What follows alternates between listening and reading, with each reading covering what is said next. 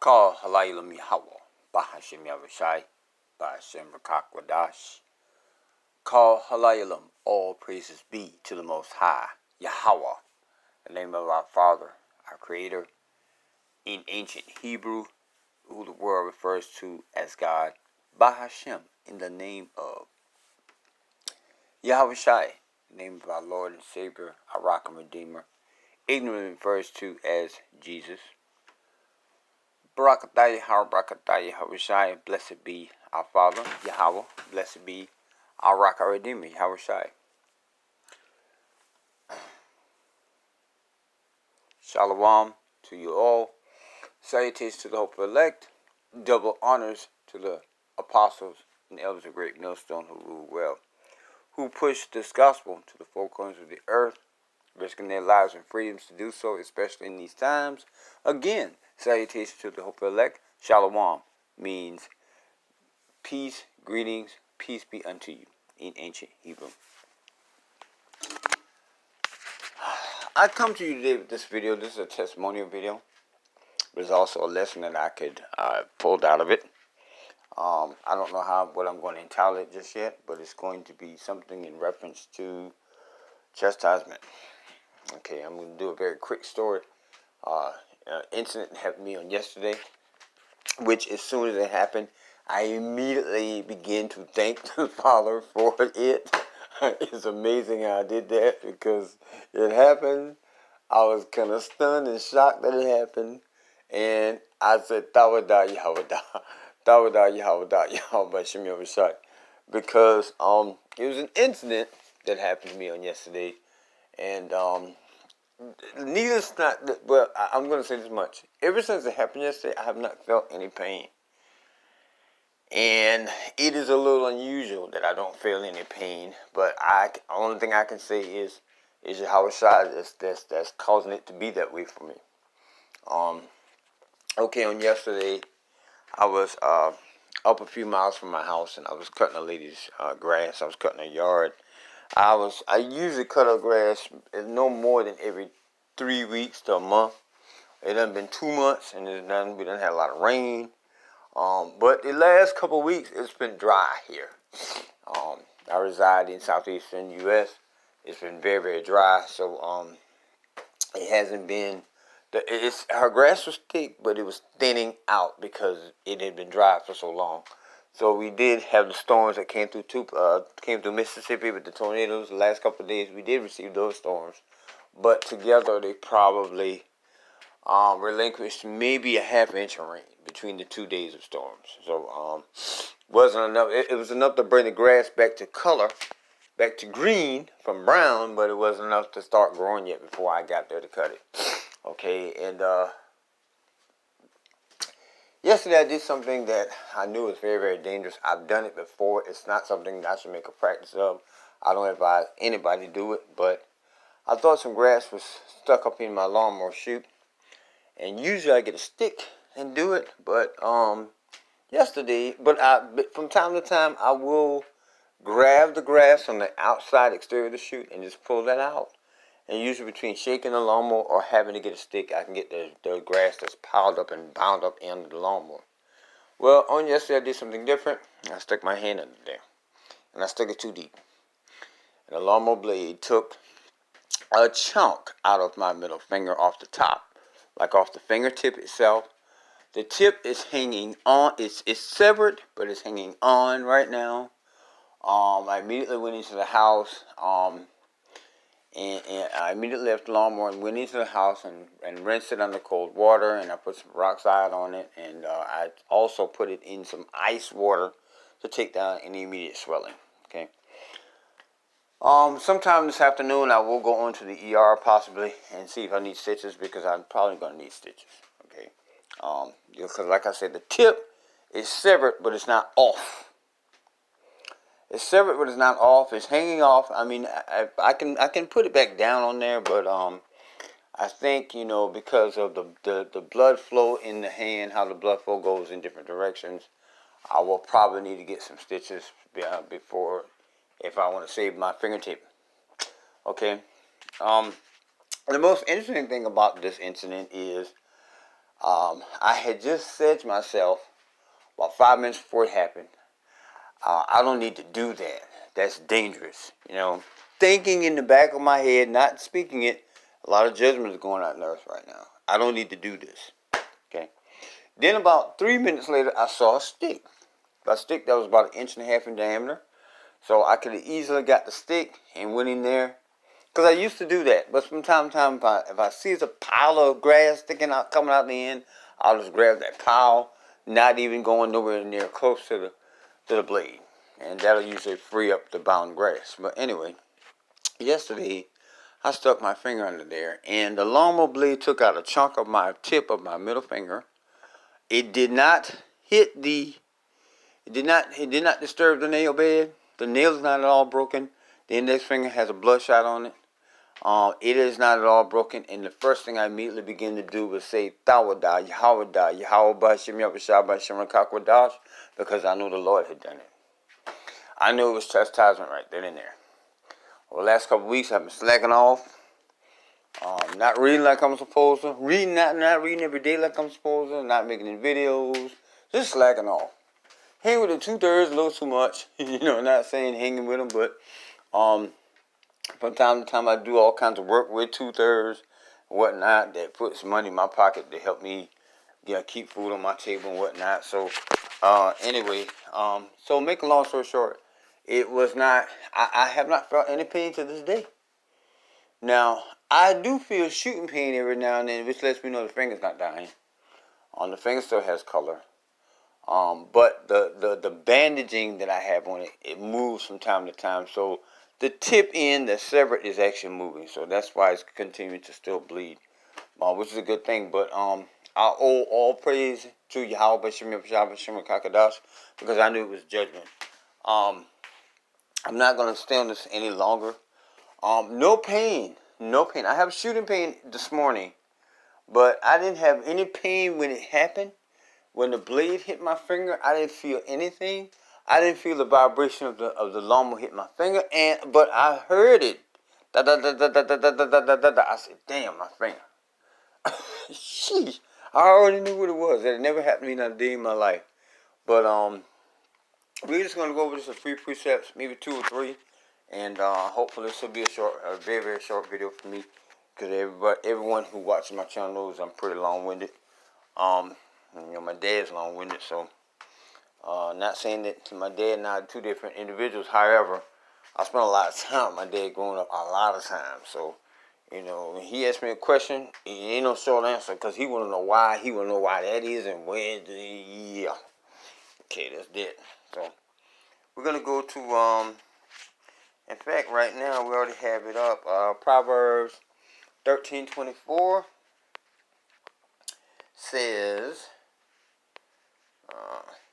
He that spareth his rod hateth his son, but he that loveth him chasteneth him betimes. And chastening means to correct, means to reprove. And that goes all the way back even to our earthly days here.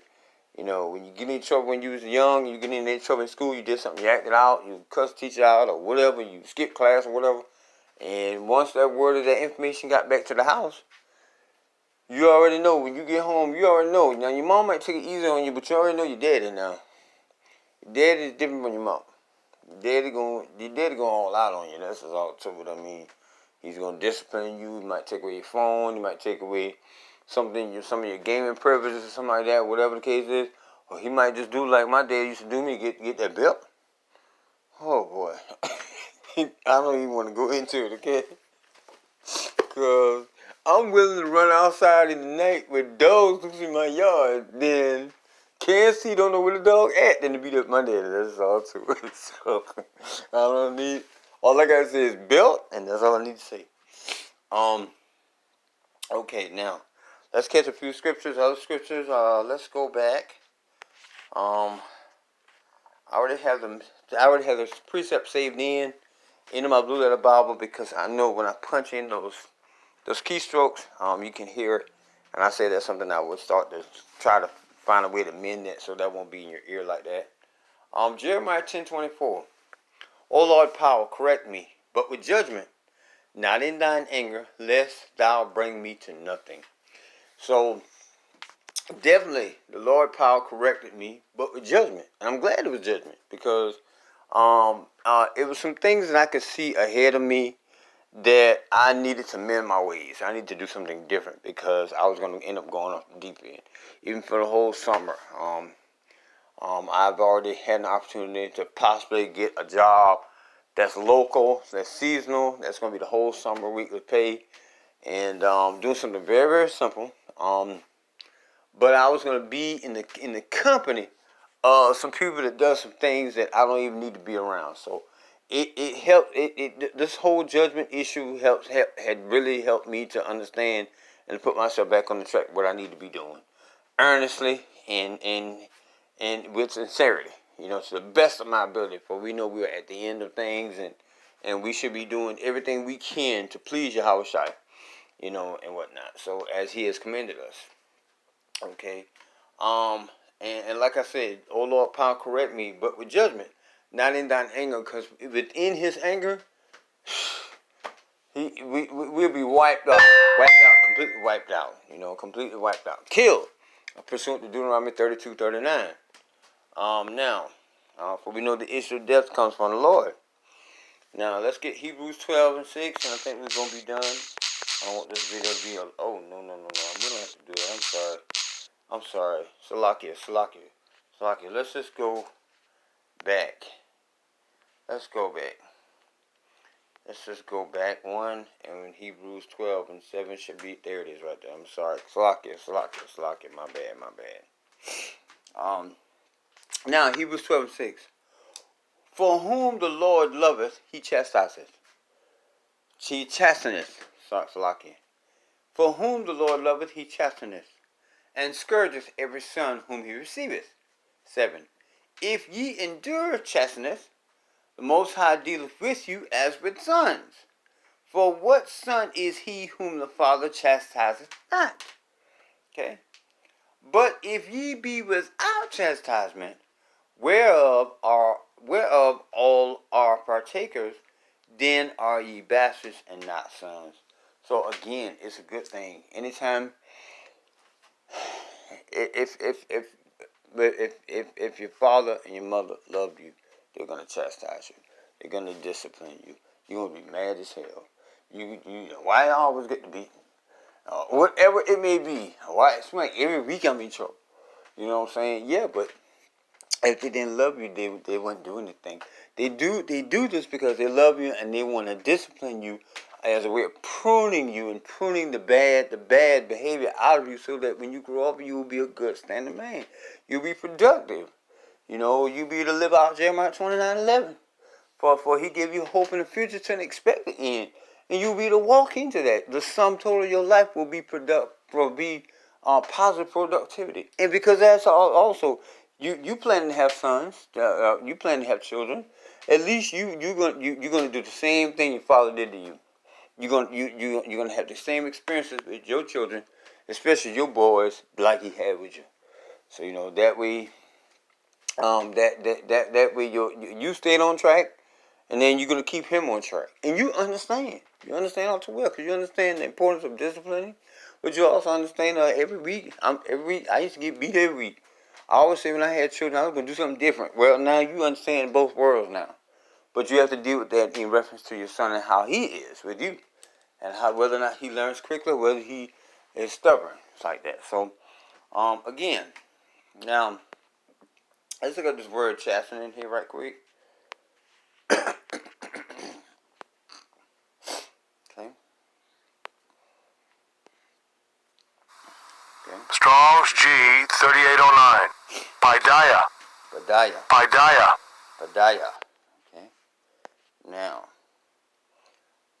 from tutorage, educating and training, by implication, disciplinary, correction, chastening, instruction, nurture. Okay. The whole training and education of children, which relates to the cultivation of minds and morals, and employs for this purpose now commands and admonitions, now reproof and punishment. It also includes the training and care of the body. Whatever in adults who cultivates the soul especially by correcting mistakes and curbing passions. Curbing passions. Yes, for me, curbing a passion. This incident has curbed a passion for me. I'm not going to go into it because it's a private matter, but it allows me not to do a particular thing for a while, which is good for me, because one thing leads to another, which leads to another, which leads to another. So, and it was answered prayer for me. I even said that when it happened in the lady's house. I said, the Lord just answered my prayers.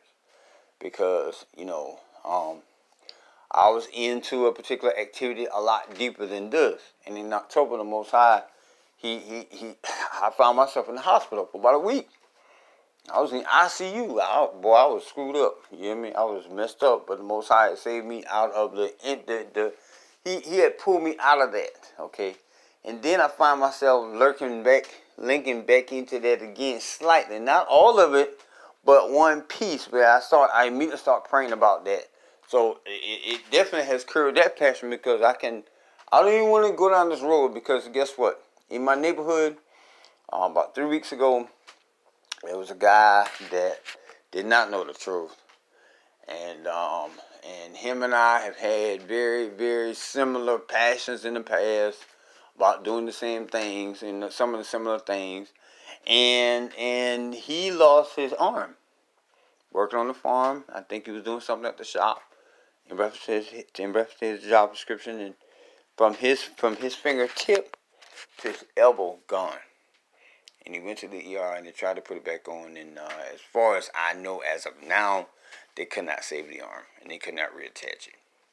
So again, I count it all joy because I still have my arm, I still have my finger, I still have my hand. I don't know what the outcome of the tip is going to be by the time I get to the hospital and get these stitches because I don't know. I know there's a chunk of my fingertip that I don't see on my finger. It's a very small chunk, very small chunk. So, my fingertip won't be as rounded like it used to be. I'm sure in the end, unless my body can fill in the tissue and grow it out and make it right, But anyway, okay, so again, that's what it is. Instruction which aims at increasing virtue, and B, chastisement, chastening of the evils with which God visits men for their amendment. So I tell you what, again, I count it all joy. I thank the Most High. I'm back on track now. I'm making a video. I haven't made a video in about a week and a half. I'm making this video here today right now, so I'm back on track. And this week, I need to get back on my street teaching. So I may endure it to the end so that I might be saved. Okay. So again, I just want to let you know that as long as the Lord is chastising you, He's correcting you. He's reproving you. He's getting you back on track. He's saying, hey, no, come here, stop, bow. No, that's it. No more of that. Get back over here. So He's putting you back on track where you need to be, which is a good thing. Okay, so I'm not going to say any more on that, whatever the case is. This afternoon, I am headed back to the lady yard right now to finish up some other stuff. So, but I'm only going to be there enough. I need to get my little money from her because I'm going to need my money from going to the hospital, which is about 40 miles away from me. So, I definitely going to need that little change, so to speak. So anyway, cause all my bills are paid and my money's dwindled down pretty good. Okay, so I hope that you all were edified through this video. Just to know that these things happening is a good thing. Because the judgment is going out all over the earth right now. People are dying. Two people are dying. In fact, Deuteronomy 32:39. I am going to look that up right quick. Via the Holy Spirit. Again, sorry about that noise. That wasn't originally my plan. But I try to stick to the video because I know I'm long-winded. Deuteronomy 32:39. See now that I am He, and there is no God with me. I kill, I make alive. I wound and I heal. Neither is there any that can deliver you out of my hand. Ooh-wee. I mean, that's cut and dry. Right then and there. You can't get around that in no way, form, or fashion. So again, the issue of death comes from the Most High. Comes from the Most High God of Israel, Yahweh Shem Yahushai. Okay, so again, I hope this video was edifying. It's a testimonial for me. But also, like I said, I could get a lesson out of it. Last time when I came home, I said, you know what? I'm gonna do a lesson out of this. I got to give all praises to the Most High Yahweh Shem Yahweh Shem Kakadash. Double honors to the elders and apostles of Great Millstone, who rule well, teaching and pushing this gospel all to the four corners of the earth. Salutations to the hopeful elect, and Shalom.